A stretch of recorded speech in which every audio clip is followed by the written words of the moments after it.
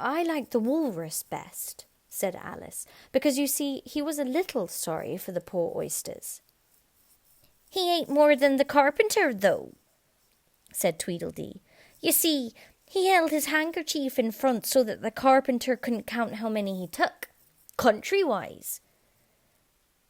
That was mean, Alice said indignantly. Then I like the carpenter best, if he didn't eat so many as the walrus. But he ate as many as he could get, said TweedleDum. This was a puzzler. After a pause, Alice began. Well, they were both very unpleasant characters. Here she checked herself in some alarm, at hearing something that sounded to her like the puffing of a large steam engine in the wood near them, though she feared it was more likely to be a wild beast. Are there any lions or tigers about here? She asked timidly. It's only the Red King snoring, said TweedleDee. Come and look at him, the brothers cried, and they each took one of Alice's hands and led her up to where the king was sleeping. Isn't he a lovely sight? Said TweedleDum. Alice couldn't say honestly that he was. He had a tall red nightcap on with a tassel, and he was lying crumpled up into a sort of untidy heap, and snoring loud. Fit to snarl his head off, as TweedleDum remarked. I'm afraid he'll catch a cold with lying on the damp grass, said Alice, who was a very thoughtful little girl. He's dreaming now, said TweedleDee. And what do you think he's dreaming about? Alice said, Nobody can guess that. Why, about you, TweedleDee exclaimed, clapping his hands triumphantly.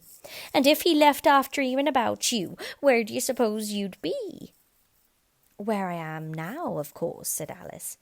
Not you, TweedleDee retorted contemptuously. You'd be nowhere. Why, you're only a sort of thing in his dream. That there king was to wake, added TweedleDum. You'd go out, bang, just like a candle. I shouldn't, Alice exclaimed indignantly. Besides, if I'm only a sort of thing in his dream, what are you, I should like to know? Ditto, said TweedleDum. Ditto, ditto, cried TweedleDee. He shouted this so loud that Alice couldn't help saying, Hush! You'll be waking him, I'm afraid, if you make so much noise. Ah, well, it's no use your talking about waking him, said TweedleDum, when you're only one of the things in his dream. You know very well you're not real. I am real, said Alice, and began to cry. You won't make yourself a bit realer by crying, TweedleDee remarked. There's nothing to cry about. If I wasn't real, Alice said, half laughing through her tears. It all seemed so ridiculous. I shouldn't be able to cry. I hope you don't suppose those are real tears, TweedleDum interrupted in a tone of great contempt. I know they're talking nonsense, Alice thought to herself, and it's foolish to cry about it. So she brushed away her tears and went on as cheerfully as she could. At any rate, I'd better be getting out of the wood, for really it's coming on very dark. Do you think it's going to rain?